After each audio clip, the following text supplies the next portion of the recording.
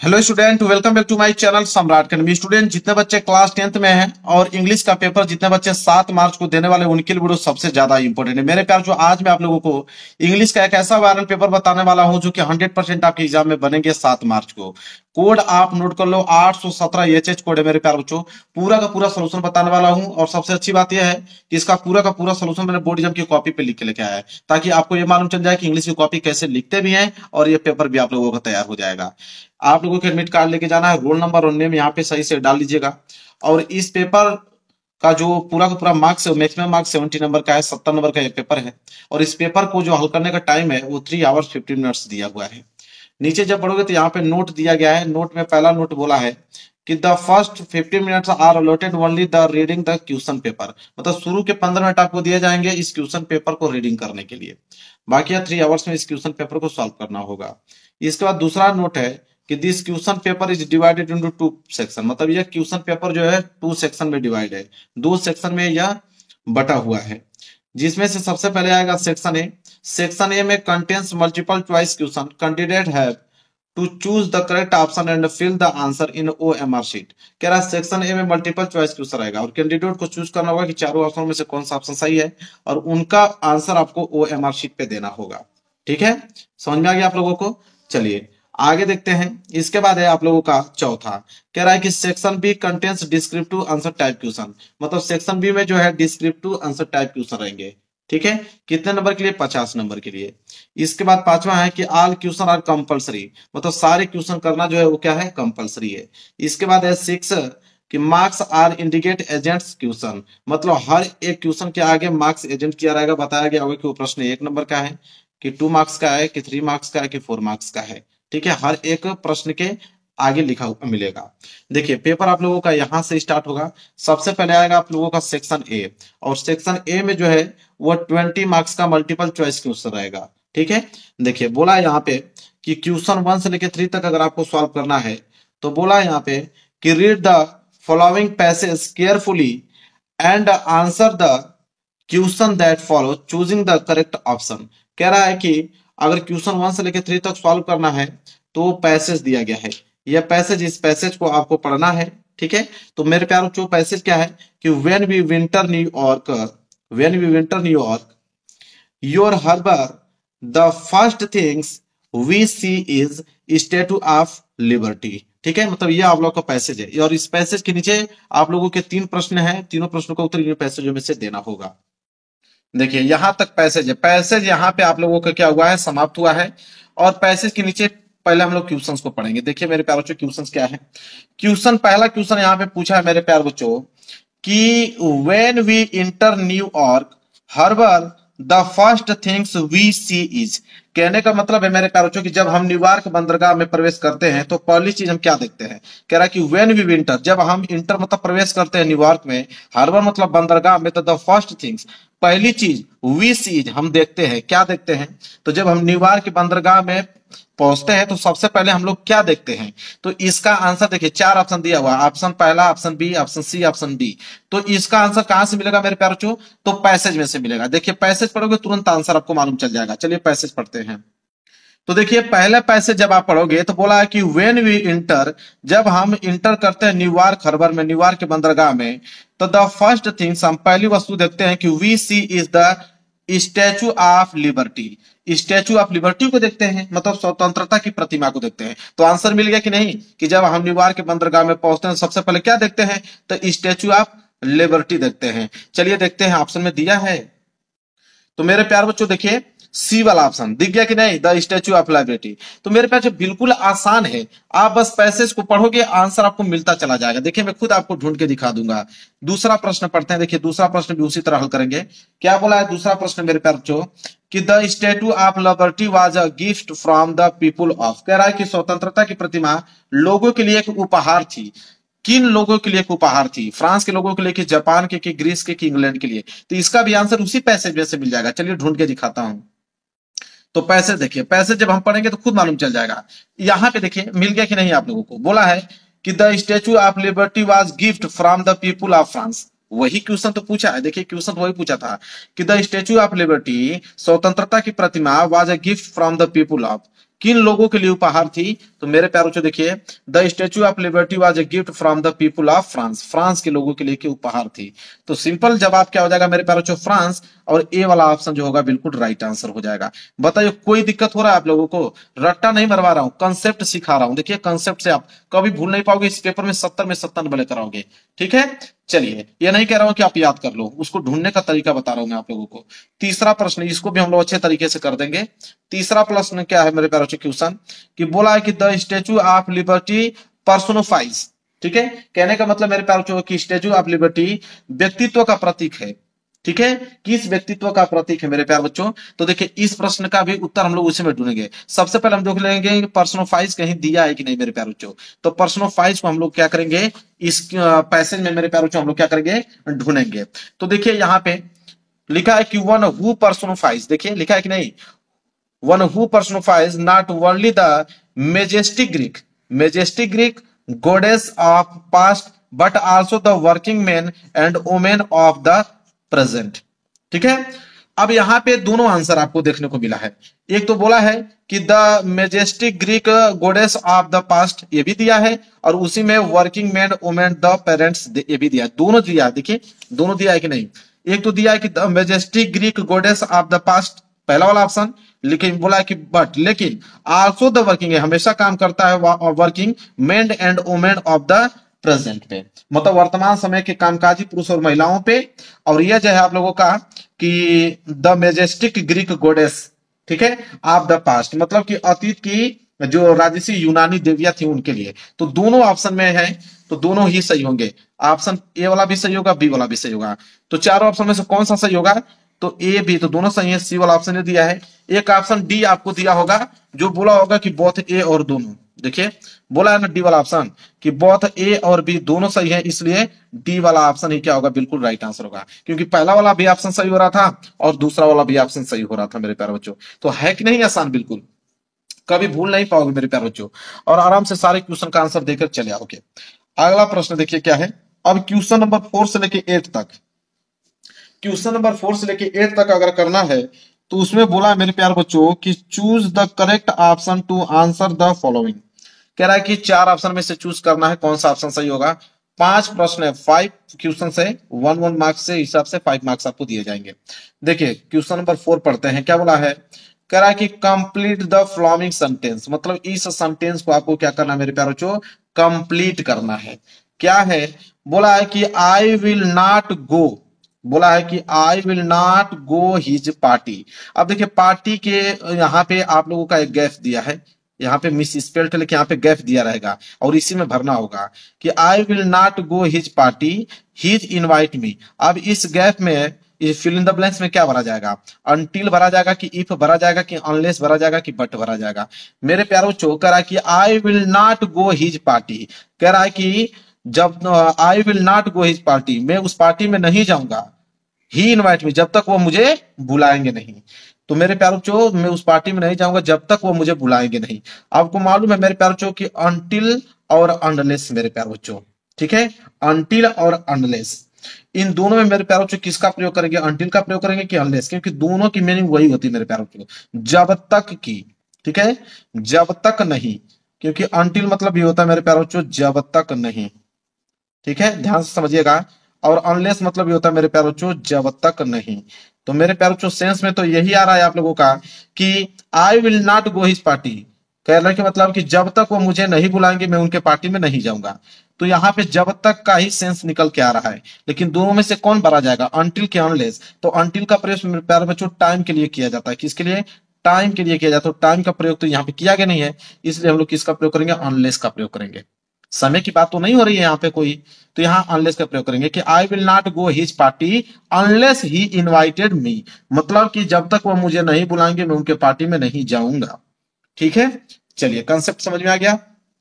आगे देखते हैं प्रश्न नंबर 5वां, बोला कि कंप्लीट द फॉलोइंग सेंटेंस, ठीक है, इस सेंटेंस को पूरा करना है, इसमें भरना है कि this young man is true, और यहाँ पे भरना है हिज वर्ड। कौन सा प्रीपोजिशन यहाँ पे भरा जाएगा, ऑफ का कि फॉर का कि एट का कि टू का प्रयोग। कह रहा है कि this young man is true, ठीक है, कह रहा है कि दिस यंग मैन मतलब यह, यंग मतलब क्या होता है युवक, ठीक है, यह युवक अपनी बात का पक्का है। ठीक है, यह युवक अपनी बात का क्या है, पक्का है। तो यहाँ पे this man is true, true के बाद यहाँ पे क्या भरा जाएगा, टू का प्रयोग किया जाएगा मेरे प्यारों। किसका प्रयोग किया जाएगा, टू का प्रयोग किया जाएगा। जब अपनी बात का कोई जबान का पक्का होता है वहां पे हम लोग किसका प्रयोग करते हैं, टू का। क्लियर है, चलिए तो यहाँ पे क्लियर हो गया मेरे प्यारे। और इसे टू का प्रयोग तो बहुत जगहों के लिए किया जाता है, जब उसको पढ़ोगे डिटेल में तब समझ में आएगा। हालांकि इस क्वेश्चन के लिए प्रयोग टू का ही किया जाएगा। यह युवक अपनी बात का क्या है, पक्का है। This young man is true to his word. आगे बढ़ेंगे, अगला देखेंगे क्वेश्चन नंबर 6। कहला है कि rearrange the following word cluster to make a meaningful sentence. ठीक है, कह रहा है कि रीअरेंज करना है। ये जो आपको सेंटेंस यहाँ पे दिख रहा है इसको रीअरेंज कर कर एक मीनिंगफुल सेंटेंस बनाना है। जैसे लास्ट दिया है, रेनिंग दिया है, it been, night, has, since, ये दिया है ना, तो इसको रीअरेंज करके एक मीनिंगफुल सेंटेंस बनाना है। इन चारों ऑप्शन में से कौन सा सही होगा।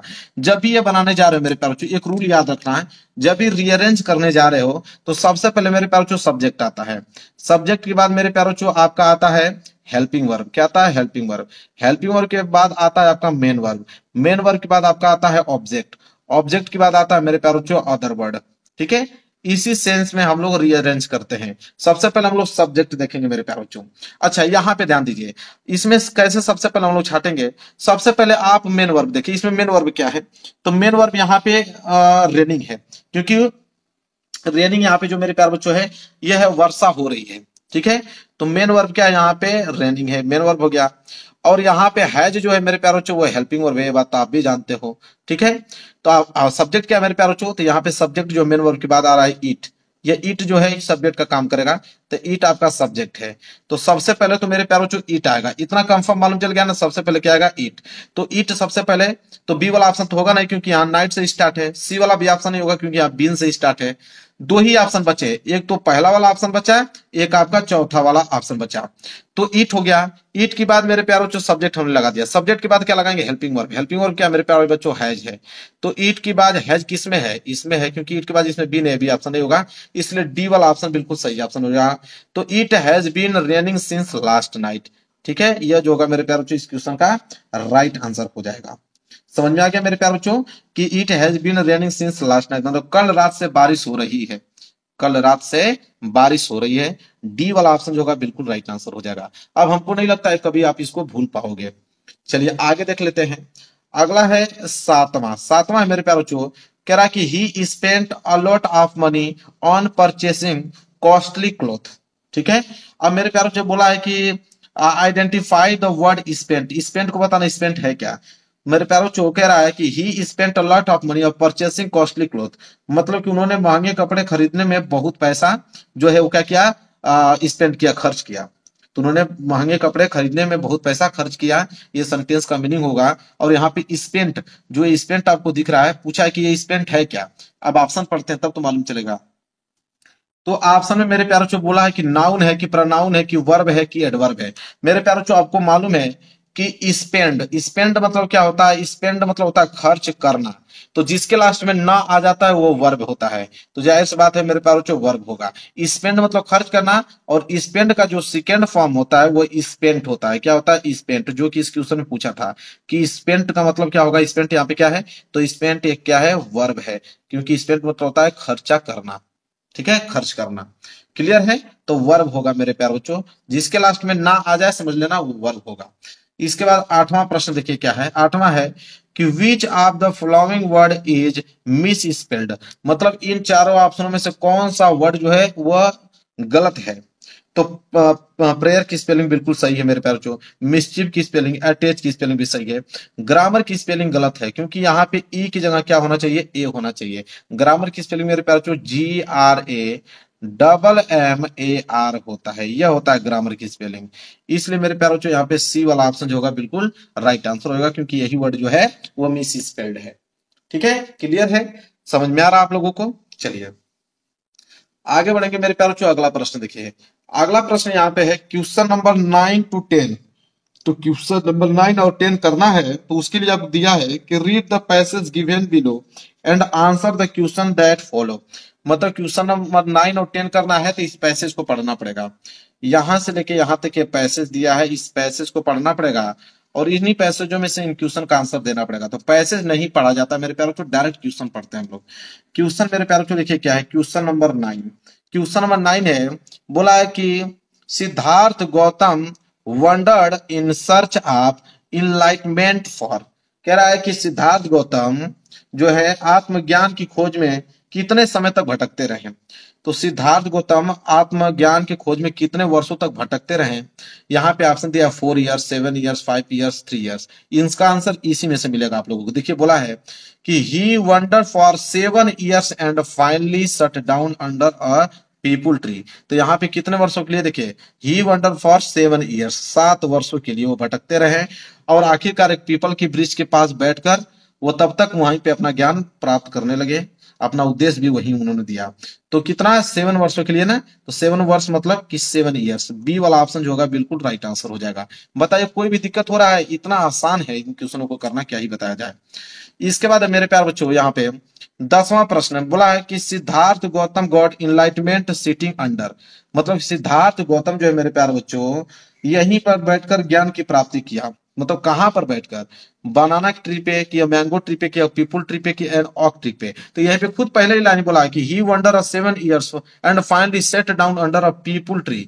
मतलब किस वृक्ष के, पीपल के पेड़ के नीचे वो पे क्या किए, बैठ गए वो। तो पीपल ट्री मतलब यहाँ पे पीपल ट्री, ठीक है, पीपल का वृक्ष था। तो यहाँ पे सी वाला ऑप्शन जो होगा बिल्कुल राइट आंसर हो जाएगा। बताइए कोई दिक्कत है? सब बस थोड़ा सा दिमाग लगाना है, आंसर आपके पास होगा मेरे प्यारे बच्चों। थोड़ा सा बस आप माइंड लगाओगे ना, आंसर बिल्कुल आपके सामने होगा। चलिए मेरे प्यारे बच्चों आगे बढ़ते हैं।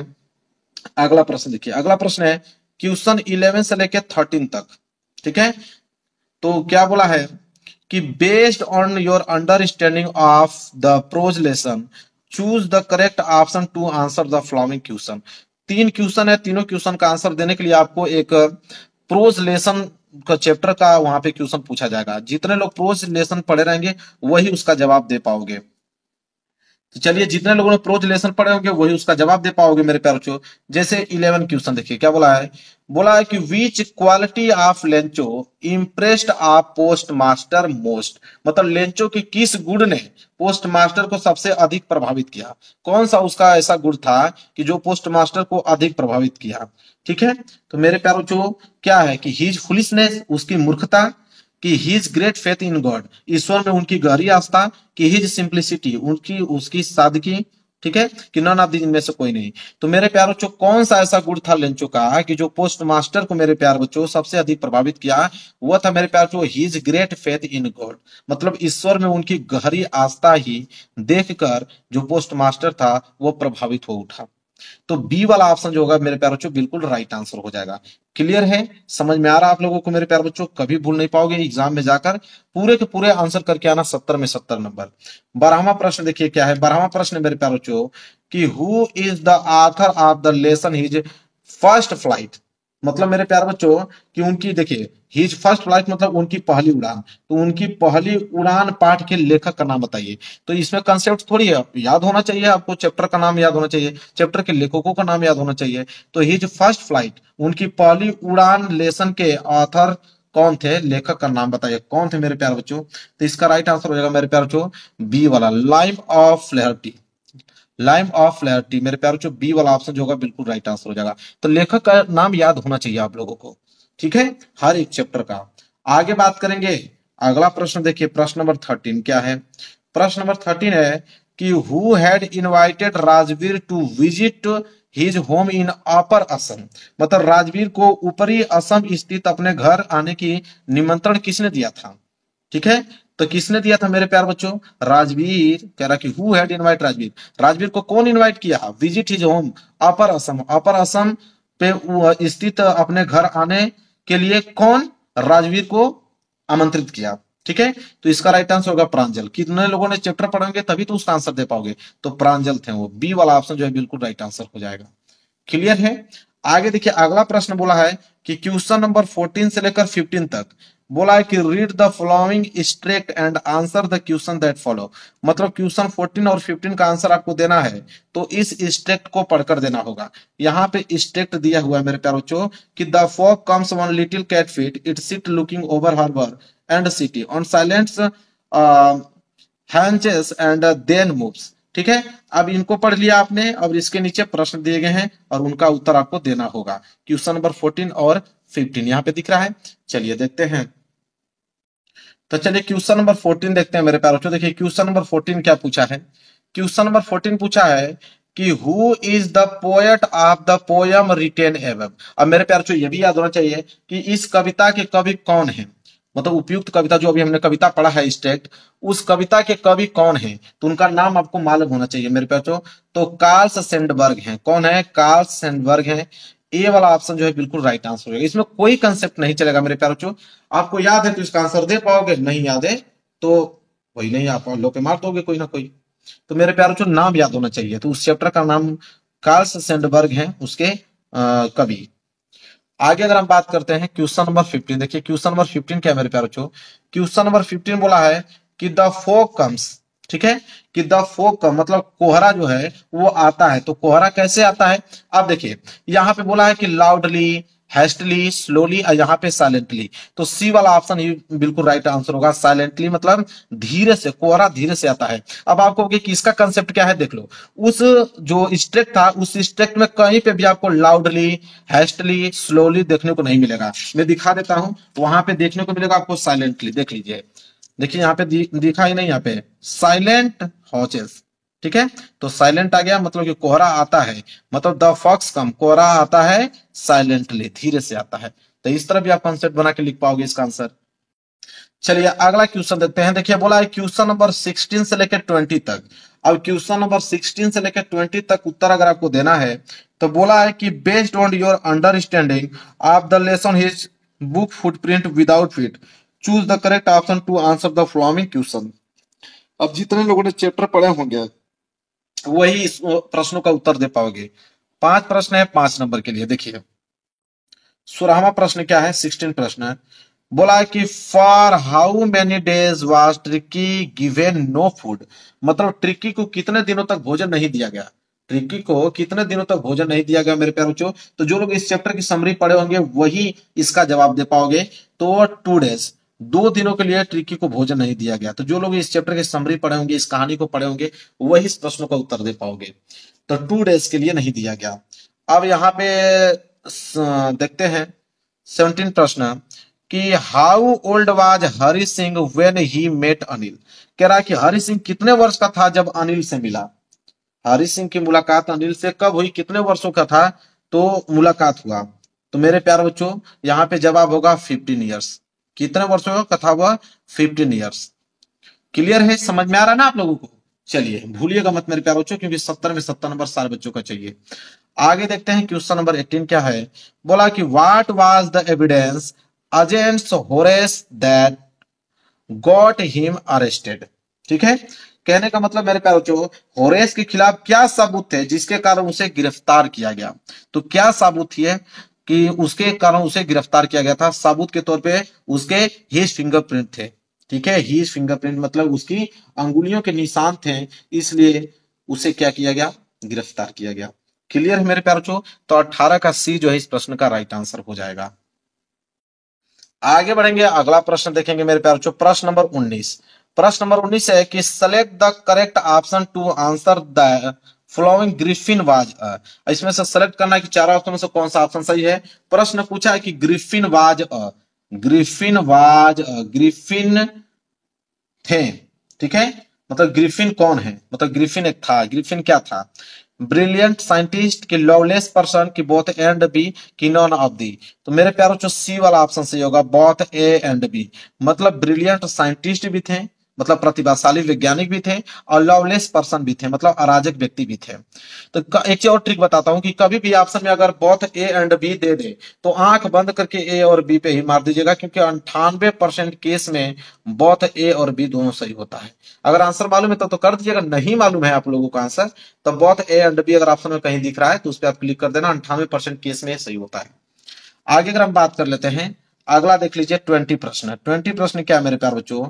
बोला है कि who had invited Matilda husband for the ball party. कहने का मतलब है कि मटिल्डा के पति को पार्टी के लिए किसने आमंत्रित किया था।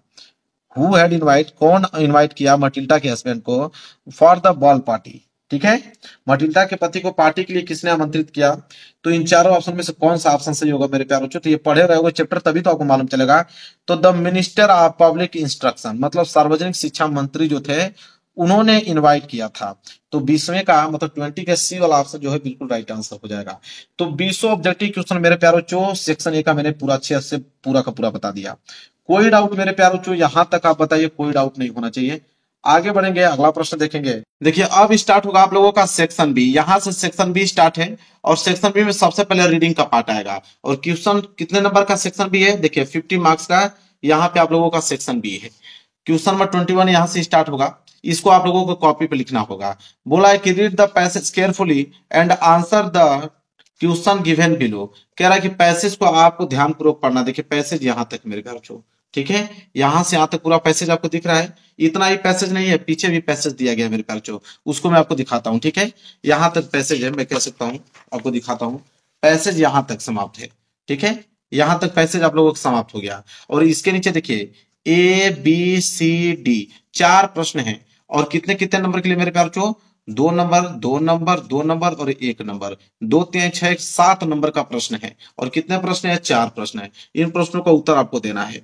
तो पहला है कि who was Robin Hood and where did he live. अब देखिए इसका कैसे लिखोगे। सबसे पहले मेरे प्यारे बच्चों आप लिखोगे सेक्शन बी, फिर लिखोगे answer to question number 21। Reading का पार्ट है तो रीडिंग पार्ट ब्लैक पेज से लिखोगे। अब देखिए चारों का आंसर लिखा हुआ है मेरे प्यारे बच्चों, चारों का आंसर बिल्कुल लिखा हुआ है। पढ़ने की जरूरत नहीं, आप डायरेक्ट इसका स्क्रीनशॉट ले सकते हो। पढ़ूंगा समय नुकसान होगा। पहले का आंसर, ठीक है, बी का आंसर, ये सी वाला का आंसर है, डी वाला का। जल्दी से आप स्क्रीनशॉट लीजिए, वीडियो को रोककर इसको नोट कर लीजिए। चारों प्रश्नों को भी दिखा देता हूं। दूसरा प्रश्न है who did Robin Hood help with money. C वाला है कि who was Robin Hood bitter enemy. और चौथा है कि which word in passage mean to make known publicity और ऑफिशियली। चारों प्रश्नों को मैंने पढ़ा और चारों प्रश्नों का यहाँ पे उत्तर आप लोगों को बिल्कुल दिख रहा होगा मेरे प्यारे बच्चों। आराम से नोट कर लीजिए, बिल्कुल आसान शब्दों में लिख के लेके आया हूँ। आगे बढ़ेंगे। अब अगला आ जाएगा मेरे प्यारे बच्चों राइटिंग वाला पार्ट। ठीक है, राइटिंग वाला पार्ट क्या है? देखिए राइटिंग वाला पार्ट है क्वेश्चन नंबर 22 स्टार्ट है।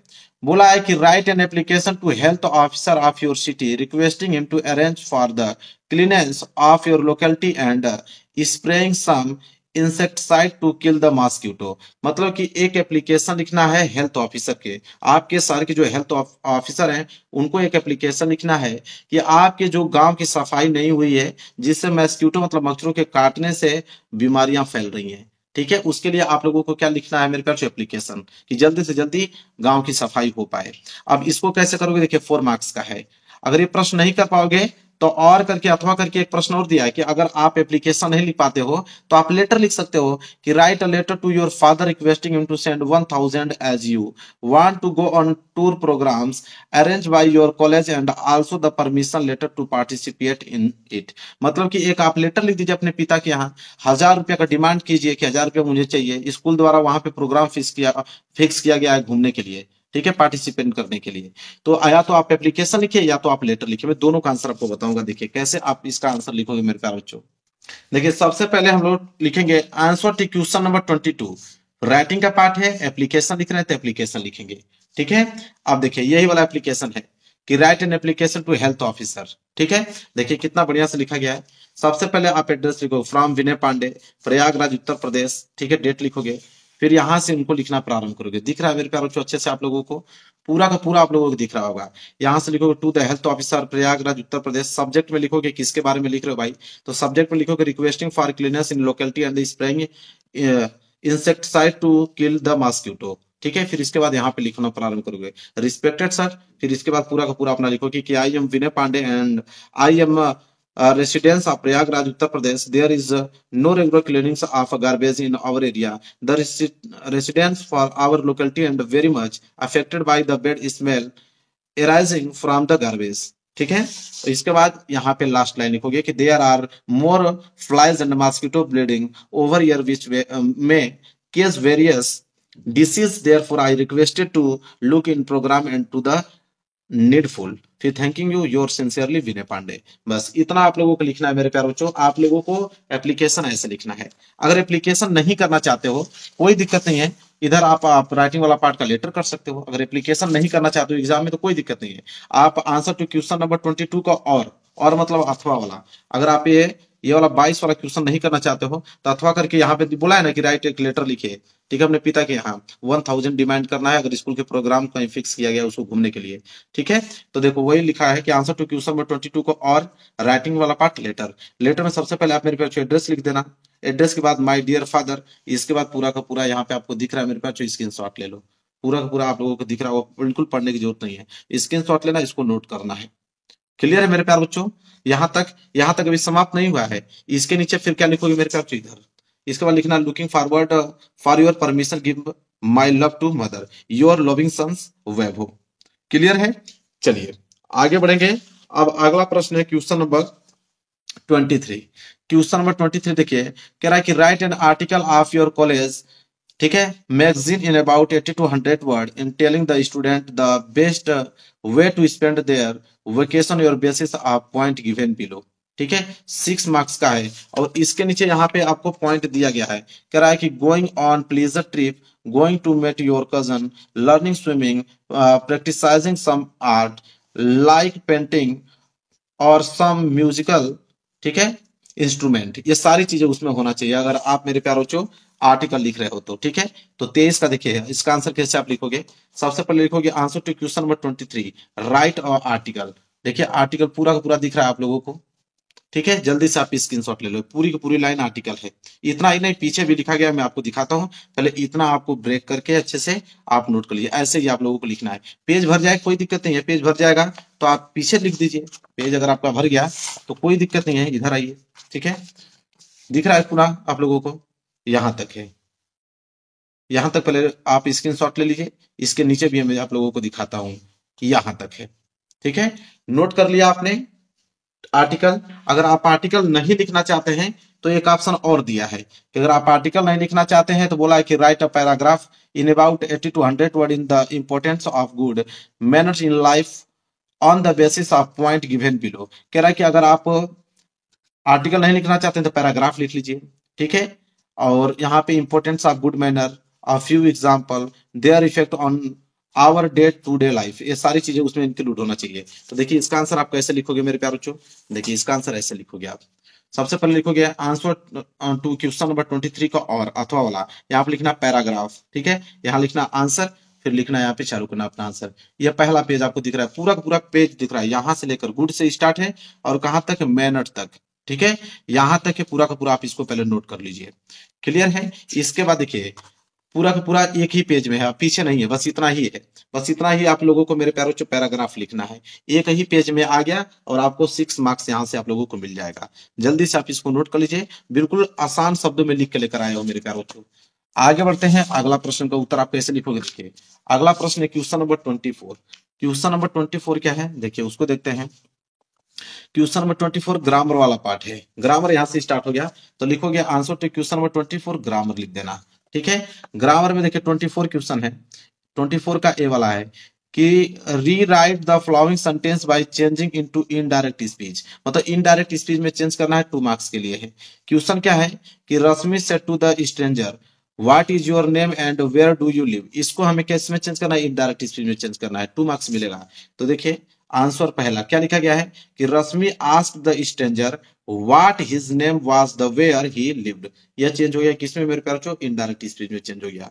इसी तरह बी वाला प्रश्न क्या है कि change the following sentence into passive voice, ठीक है, 2 मार्क्स का भी है। कह रहा है कि he has answered all the question, इसे हमें पैसिव वॉइस में चेंज करना है। तो देखिए कैसे लिखोगे, all the question have been answered by him, यह उसका पैसिव वॉइस में चेंज हो गया। इसके बाद सी वाला प्रश्न है कि punctuate the following using capital letter also where your necessary, कह रहा है कि पंक्चुएट कीजिए, चिन्हों का प्रयोग कीजिए और उसमें कैपिटल लेटर बिल्कुल नेसेसरी है। यहाँ पे आपको बोला what is the name asked my senior I replied my name is Prachi. अब इसे मैं पंक्चुएट करके अच्छे से अरेंज करके चिन्हों का प्रयोग करके कैपिटल लेटर कहाँ लगेगा, फुल स्टॉप कहाँ लगेगा, डबल इंटू कॉमा क्या लगेगा, सबको देखकर इसे अरेंज करना है, तब जाके 2 मार्क्स मिलेगा। तो देखिए सी वाला का आंसर डबल इंटू कॉमा के अंदर में लिखोगे what is your name, question mark लगाओगे, फिर डबल इंटू कॉमा क्लोज हो गया, लिखोगे आस्क्ड माय सीनियर, फिर फुल स्टॉप लगाओगे, फिर कैपिटल लेटर आई रिप्लाइड, फिर कॉमा लगाओगे, फिर डबल इंटू कॉमा के अंदर लिखोगे माय नेम इज प्राची, फिर फुल स्टॉप लगाओगे, फिर डबल इंटू कॉमा के अंदर क्लोज कर दोगे। ऐसे आप लोगों को लिखना है। इसके बाद देखिए डी वाला प्रश्न क्या है, डी वाला प्रश्न यहाँ पे बोला है कि translate the following into English, 4 marks का है। बोला है कि पुस्तकें हमारी सबसे अच्छी मित्र हैं। एक अच्छी पुस्तक पढ़ते समय हम अपनी परेशानी एवं चिंताएं भूल जाते हैं।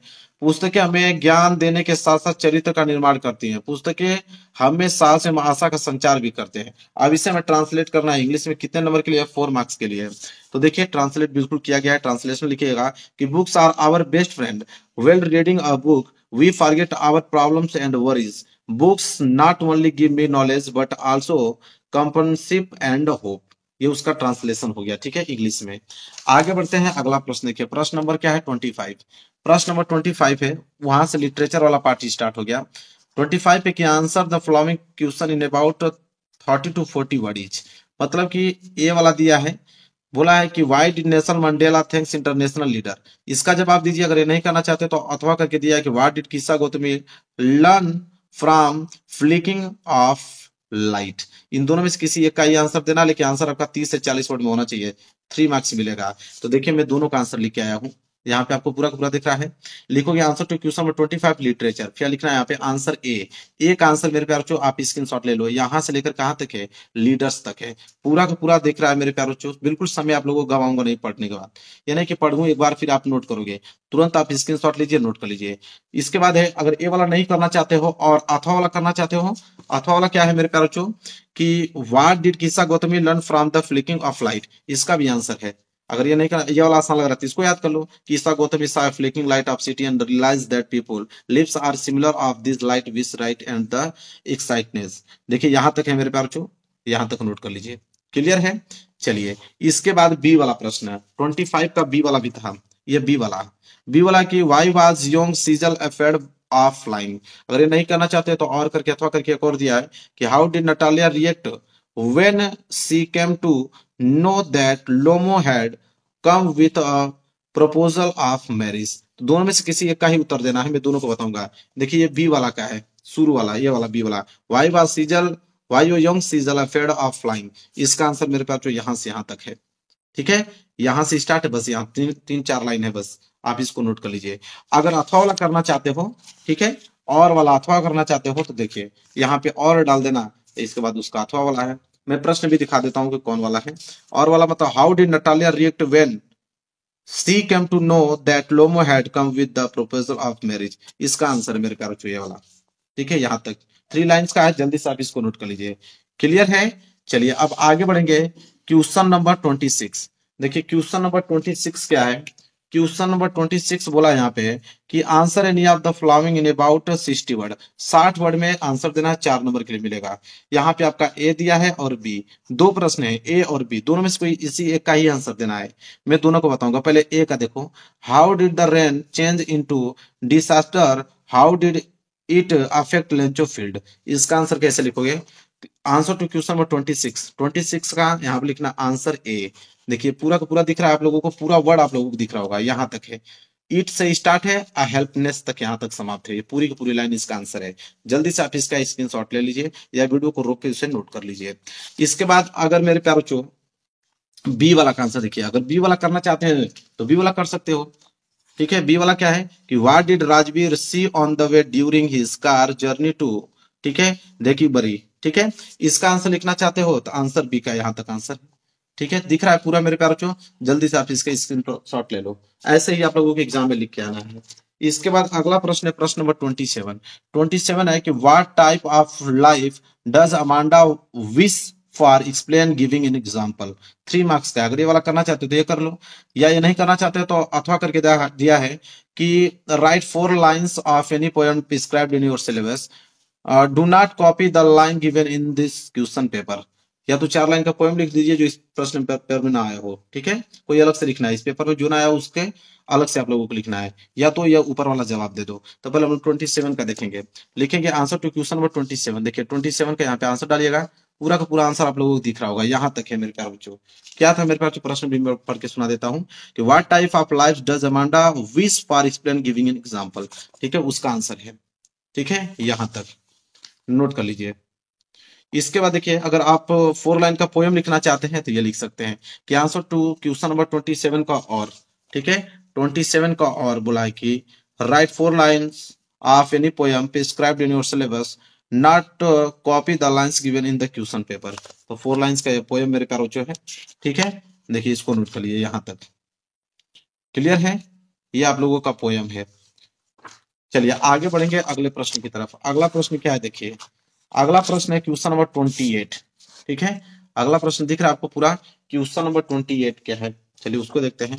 तो क्वेश्चन नंबर 28 है कि right the central idea of any the following poem in about 40 to 50 word. तो 40 to 50 वर्ड सेंट्रल आइडिया लिखना है 3 मार्क्स के लिए। यहाँ पे ए वाला है डस्ट ऑफ स्नो, बी वाला है द ट्रीज, सी वाला है कि the tale of Custard the dragon. अब इन तीनों में से किसी एक का ही सेंट्रल आइडिया लिखना है, लेकिन मैं तीनों को बताऊंगा, जो आसान लगेगा उसको याद करके जाइएगा। तो आंसर टू क्वेश्चन नंबर 28 का सेंट्रल आइडिया, तो सेंट्रल आइडिया किसका है, ए वाला का, dust of snow. Dust of snow का सेंट्रल आइडिया आपको दिख रहा है, मैं पूरा दिखाता हूँ, देखिए इतना ही है, जहां तक आपको स्क्रीन में पूरा पूरा दिख रहा है, डस्ट ऑफ स्नो से स्टार्ट है और द पोएट तक यहाँ पे समाप्त है। ये आपका किसका हो गया, डस्ट ऑफ स्नो का सेंट्रल आइडिया हो गया। जल्दी से आप स्क्रीनशॉट इसका ले लीजिए। इसके बाद आइए इधर, इसके बाद है कि क्वेश्चन नंबर 28 का उसी का सेंट्रल आइडिया द ट्रीज का, बी वाला। द ट्रीज का सेंट्रल आइडिया मैं दिखाता हूँ, यहां से स्टार्ट है, द ट्रीज से स्टार्ट है कहां तक, ओवर रूल्स तक, यहां तक आप लोगों का समाप्त है द ट्रीज का सेंट्रल आइडिया। तो इसको नोट कर लीजिए। अब मैं तीनों को दिखा देता हूं, आपको जो आसान लगेगा उसको एग्जाम में याद करके जाइएगा मेरे ख्याल से, जो आपको आसान लगेगा उसको एग्जाम में याद करके जाइएगा। इसके बाद आता है सेंट्रल आइडिया तीसरे का, the tales of Custard the dragon. इसका सेंट्रल आइडिया आपको दिखाता हूं मैं। ठीक है, इसका सेंट्रल आइडिया थोड़ा बड़ा है, पहले कहां तक दिख रहा है आप लोगों को, यहां तक दिख रहा है। ठीक है, जहां तक दिख रहा है वहां तक नोट कीजिए, यहां तक बेसिक्स ऑफ। ठीक है, यहां तक पहले आप नोट कर लीजिए, 2 लाइन और बचा हुआ है मेरे पास नीचे का, यहां तक पूरा का पूरा मैंने दिखा दिया। चलिए मैं एक बार फिर दिखाना चाहूंगा, देखिए शुरू से ऊपर से यहां तक, इसके बाद 2 लाइन नीचे हुआ है यहाँ पर। ठीक है, is Eunice and Capels in his own pay, यहां तक है। चलिए अगले प्रश्न की तरफ बढ़ेंगे। अगला प्रश्न है 29। ठीक है, अगला प्रश्न क्या है, 29 है। देखते हैं 29 प्रश्न क्या बोला है। 29 प्रश्न बोला है कि answer any of the following in about 30 to 40 word each. ठीक है, यहाँ पे ए और बी दो आंसर, 2 क्वेश्चन दिया गया, दोनों में से किसी एक क्वेश्चन का आंसर देना है, या तो ए वाला का दे दीजिए या तो बी वाला का। ए वाला और बी वाला दोनों का आंसर बताऊंगा, जो आसान लगेगा उसको याद करके जाइएगा। ए वाला है कि why did Hari Singh return to Anil. ठीक है, तो इसका आंसर लिखोगे यहाँ पे कि answer to question number 29 answer A.